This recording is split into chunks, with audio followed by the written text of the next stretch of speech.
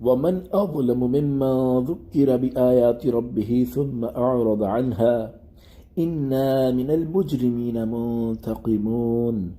ترجمہ کنز العرفان۔ اور اس سے بڑھ کر ظالم کون جسے اس کے رب کی آیتوں کے ذریعے نصیحت کی جائے پھر بھی وہ ان سے منہ پھیر لے، بے شک ہم مجرموں سے انتقام لینے والے ہیں۔ تفسیر صراط الجنان۔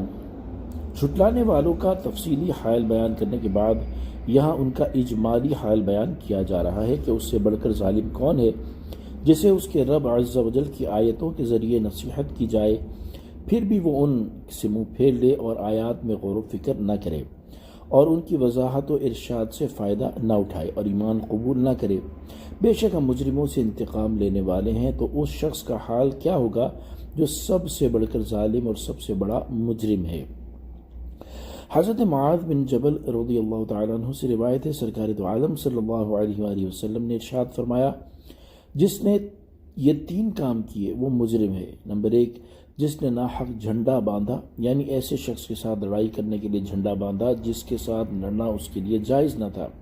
نمبر 2، جس نے والدین کی نافرمانی کی۔ نمبر 3، جو ظالم کے ساتھ اس لیے چلا تاکہ اس کی مدد کرے تو وہ مجرم ہے۔ اور اللہ تعالیٰ ارشاد فرماتا ہے، اِنَّا مِنَ الْمُجْرِمِينَ مُنْتَقِمُونَ، بے شک ہم مجرموں سے انتقام لینے والے ہیں۔ لہذا جو شخص بھی ان 3 جرموں میں سے کسی کا مرتکب ہے تو اسے چاہیے کہ اپنے جرم سے باز آ جائے، ورنہ یاد رکھے کہ اللہ تعالیٰ مجرموں سے انتقام لینے والا ہے۔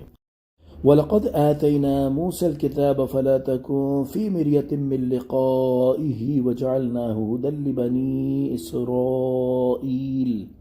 ترجمہ کنز العرفان۔ اور بے شک ہم نے موسیٰ کو کتاب عطا فرمائی تو تم اس کے ملنے میں شک نہ کرو، اور ہم نے اسے بنی اسرائیل کے لیے ہدایت بنایا۔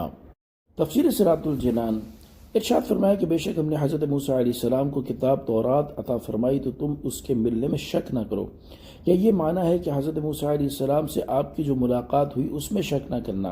چنانچہ شب معراج حضور اقدس صلی اللہ تعالیٰ علیہ وسلم کی حضرت موسیٰ علیہ السلام سے ملاقات ہوئی جیسا کہ احادیث میں وارد ہے، اور ان میں سے ایک حدیث یہ ہے، چنانچہ حضرت عبداللہ بن عباس رضی اللہ تعالیٰ عنہما سے روایت ہے، حضور پر نور صلی اللہ تعالیٰ علیہ وسلم نے ارشاد فرمایا، معراج کی رات میں نے حضرت موسیٰ علیہ السلام کو دیکھا کہ وہ گندمی رنگ، دراز قد اور گھنگریالے بالوں والے ہیں، گویا کہ وہ بنی شنوءہ کے ایک فرد ہیں۔